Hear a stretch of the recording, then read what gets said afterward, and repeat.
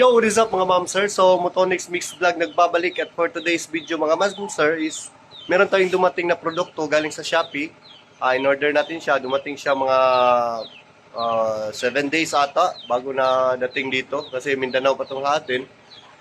Papakita na natin yung unboxing tsaka sound test na rin natin. So, bago pa yan mga ma'am sir, let's do the intro.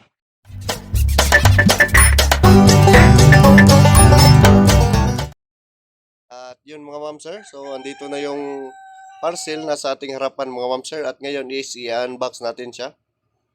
Ayan, balot na balot naman yung produkto mga ma'am sir. Kaya punit moments sa tayo dito ma'am sir, wala tayong gunting. Actually mga ma'am sir, meron na tayong ganito. Kaso yung luma pa, yung Sakura mga ma'am sir, minana lang natin galing sa ating pinsan. Ngayon mga ma'am sir, dahil RCE yung input tsaka output nun, so umorder tayo ng bali XLR na to mga ma'am sir kasi makabago na tong EQ na to mga ma'am sir. At nakita natin mga ma'am sir, meron siyang yupi.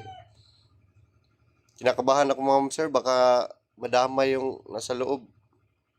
Ayan, yung napili nating brand mga ma'am sir is itong DBX kasi yung EQ natin mga ma'am sir is hindi, yung crossover natin na in-order natin last month is yun, DBX din, para uniform tayo dyan mga sir. So DBX din yung, ang nakagandahan pala dito mga ma'am sir is meron siyang sub out. So ayan mga ma'am sir, pagbukas natin sa mismong produkto, kita agad natin yung EQ mga ma'am sir na nakabalot sa plastic. Ayan siya mga ma'am sir. Chinek natin yung hindi ba nadamay sa yupi. So far so good, wala naman mga ma'am sir. Kaya medyo nabuhayan tayo ng loob dyan. Kung may yupi mga ma'am sir, huwag kayong mag-alala. Pwede naman nating return refund yun. Kaya okay talaga mag-order sa Shopee. So ito siya mga ma'am sir.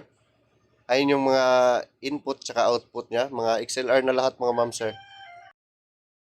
Ayan mga ma'am sir, na-install na natin ng maayos ang ating EQ with sub out. So ito siya mga ma'am sir.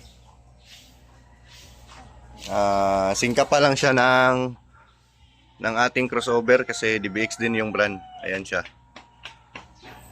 So ayan mga ma'am sir, so meron siyang 15 graphic ata to, EQ. So 15 graphic EQ. So ito yung sa volume niya. So pag hindi mo gagamitin yung EQ, ano mo lang to, disengage. Ayan. Disengage mo lang to. Tapos ayan, wala nang EQ na gamit yan. So pag gagamitin mo naman, i-engage mo. Ayan. So yung connection dito sa likod mga ma'am sir, galing sa mixer patungo dito sa EQ. Ayan, in and out. So hindi muna natin ginamit yung sub out niya kasi naka stereo. So ayan. So ang gulo mga ma'am sir, no? Ayusin natin yan mamaya sa susunod na vlog na lang. Ayan, titesting na natin mga ma'am sir. Ayan, meron na tong audio. Piliin tayo ng music. So itong 2 times. Ayan. So meron tong audio mga ma'am sir, volume tayo.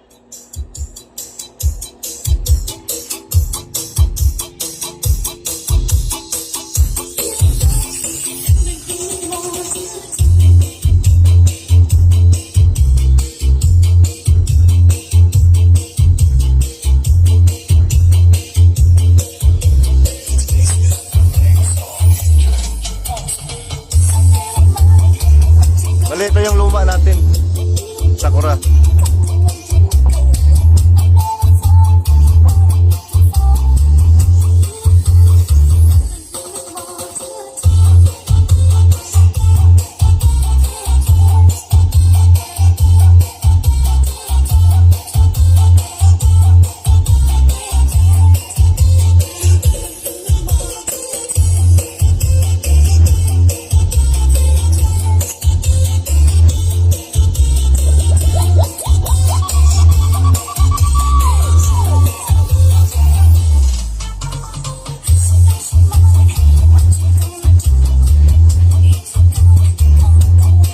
napalinaw ng bass niya mga ma'am sir.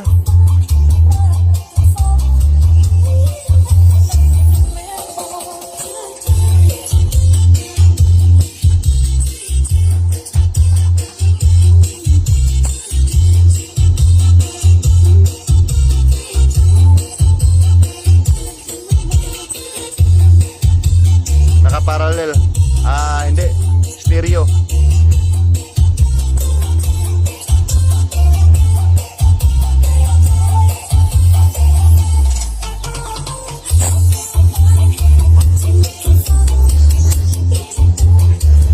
Bali dito mga ma'am sir, pag naka-ano tayo, meron ditong volume ng ano niya, yung level tsaka frequency ng sub out niya, woofer out. Yan.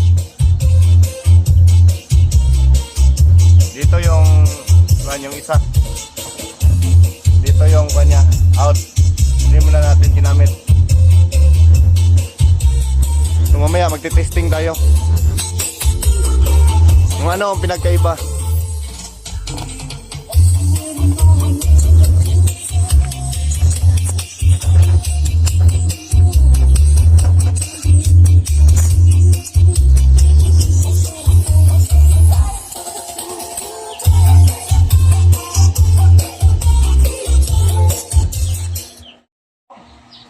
Alright mga ma'am sir, dito naman tayo sa sub out kumuha ng pang bass.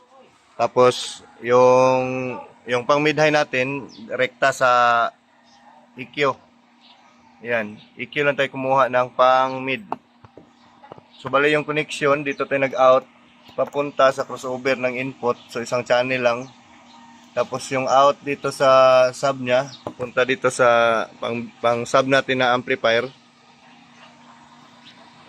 Na-adjust ko na yung frequency at level. Alas 3. So ganito yung mangyayari mga sir. Sound test natin. Yan, may audio na to.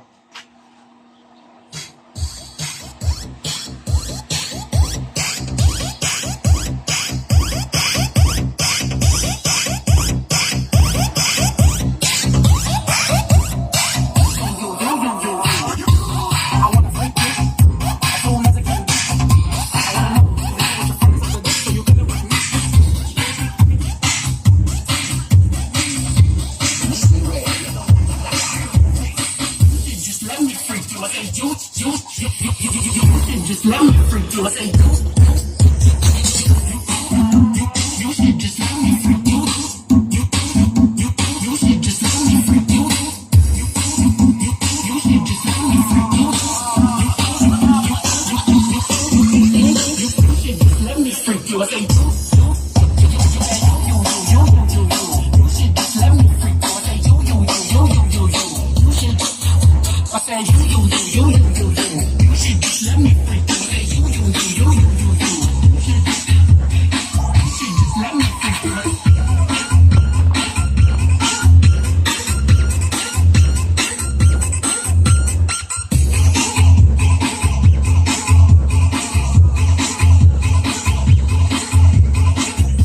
DJ Ray.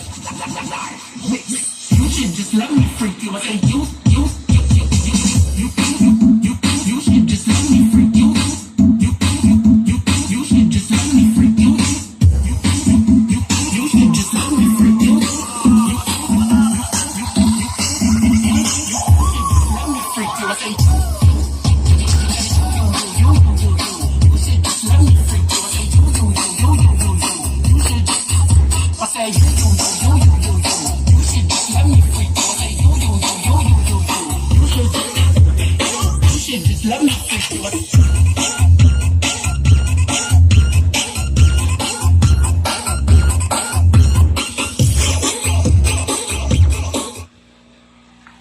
Yan mga ma'am sir. Medyo mas lumakas yung bass nito mga ma'am sir. Ito sa sub out niya kumpara dito sa pinadrive natin, siniris natin dito sa mixer. Mixer, EQ. Pag sa EQ lang yung dalawa, kumuha tayo dito sa crossover. hindi gaanong malakas mga ma'am sir kumpara sa galing dito sa sub out ng EQ papunta sa crossover. Mas malakas siya mga ma'am sir, parang nadoble yung input ng audio niya. Mas malakas. Chinek ko naman, hindi naman siya nagki-clip. Adjust lang. So nasa pag-a-adjust yan. So ganyan, safe link naman. So paano ba? Hanggang dito na lang yung video natin. At sa mga hindi pa nakasubscribe, huwag kalimutang mag-subscribe sa ating channel para marami pa tayong para ma-update kayo sa mga future videos na gagawin pa natin soon. So ito, arigatou gozaimasu, bye-bye!